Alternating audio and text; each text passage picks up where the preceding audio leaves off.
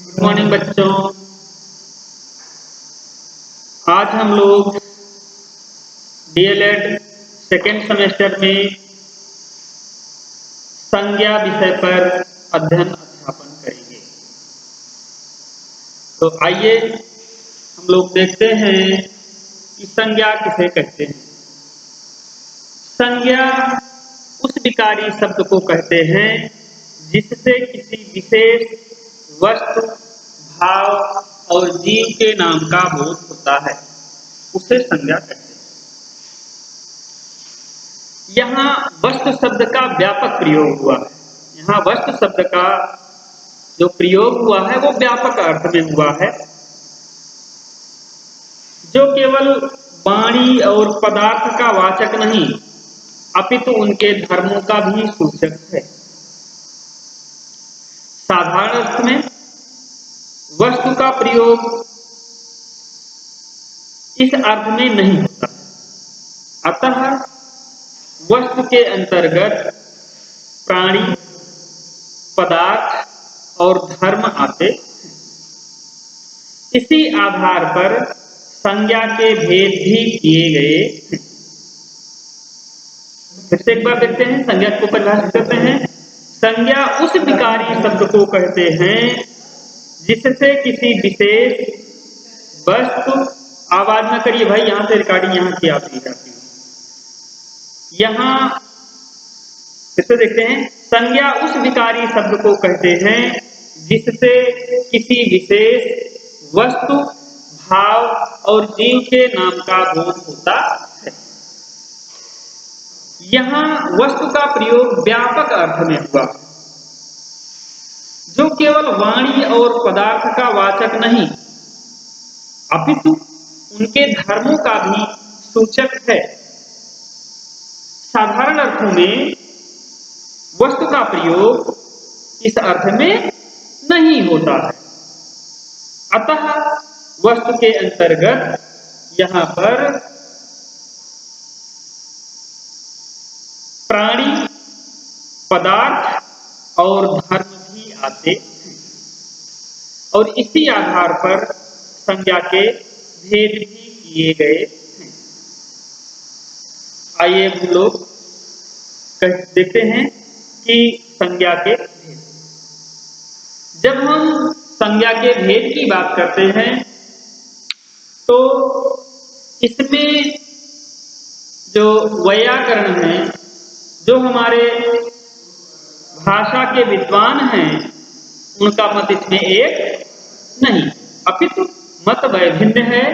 लेकिन फिर भी हिंदी भाषा में जो संज्ञा के वर्गीकरण की जब हम बात करते हैं तो वहां पे बहुमान्य विचार यह है कि संज्ञा के 5 भेद। आइए इनको हम देखते हैं। संज्ञा के भेद, जो संज्ञा है इसके 5 भेद जो है वो है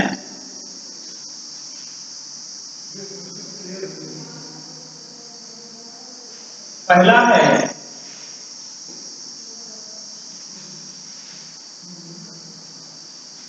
व्यक्तिवाचक संज्ञा,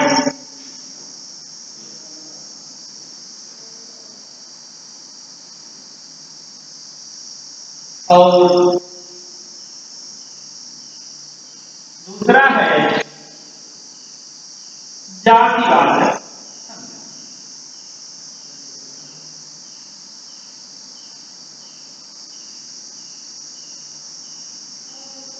पहला हुआ आपका व्यक्तिवाचक, दूसरा हुआ जातिवाचक, तीसरा हुआ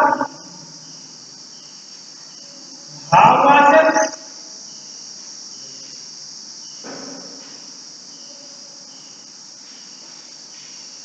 और चौथा हुआ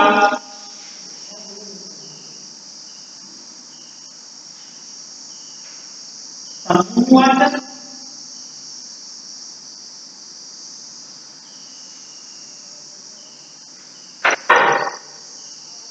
तथा 5वां और अंतिम है वह है द्रव्यवाचक। तो इस तरह से हम लोगों ने देखा कि संज्ञा के 5 भेद हैं, जिसमें पहला है आपका व्यक्तिवाचक, दूसरा है आपका जातिवाचक, तीसरा है आपका भाववाचक और चौथा है आपका समूहवाचक और पांचवा है आपका द्रव्यवाचक। अब हम इसमें देखते हैं कि व्यक्तिवाचक संज्ञा किसे कहते हैं। जिस शब्द से किसी एक वस्तु या व्यक्ति का बोध होता है उसे व्यक्तिवाचक संज्ञा कहते हैं। अर्थात किसी एक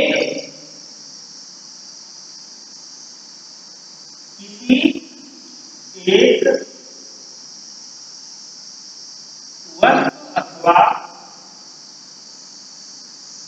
व्यक्ति का बोध होता है,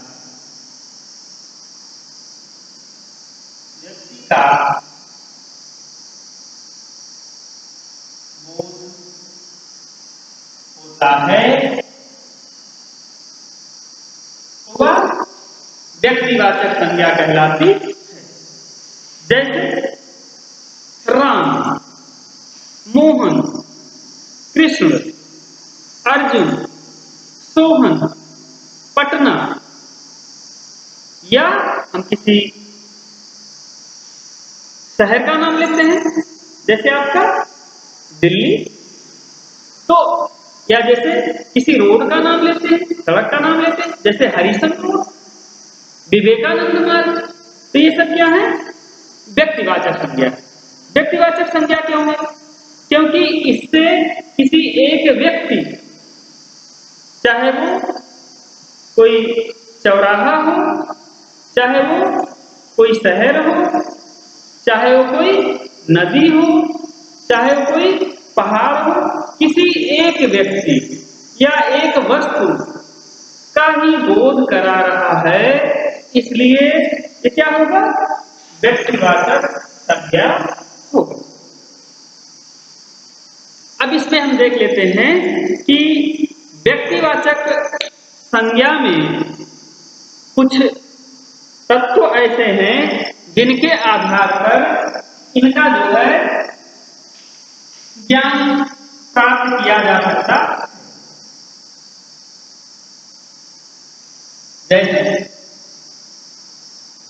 जैसे आपका दिशाओं के,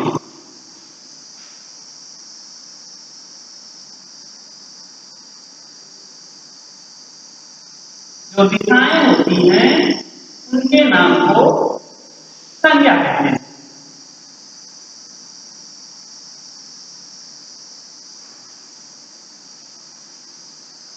जैसे आपका सामान्यतः माना जाता है कितनी दिशाएं होती हैं? 4 दिशाएं, पूरब, पश्चिम, उत्तर, दक्षिण। कुछ विद्वान मानते हैं कि इनकी संख्या 10 होती है, तो वह 2 दिशाओं के बीच में जो कोण होते हैं उनको भी दिशा मान लेते हैं। जैसे ईशान, वायव्य, नैऋत्य, आग्नेय, 8 हो गया, और अध यानी नीचे, ऊर्ध्व, धरती और आकाश, तो इस तरह से 10 दिशाएं हो गई। और दूसरा है तो दिशाओं के नाम में पूर्व, पश्चिम,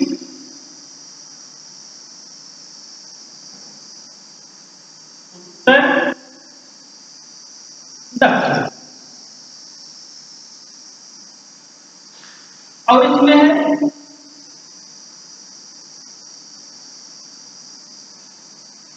व्यक्तियों के नाम।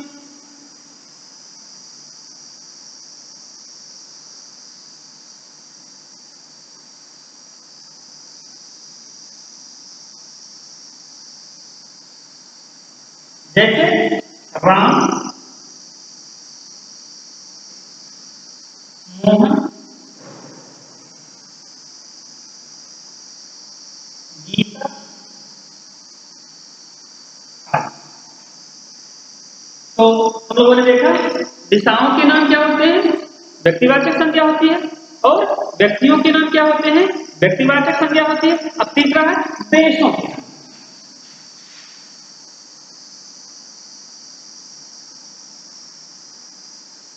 देशों के नाम क्या होते हैं? ये भी व्यक्तिवाचक संज्ञाएं होती हैं। क्यों?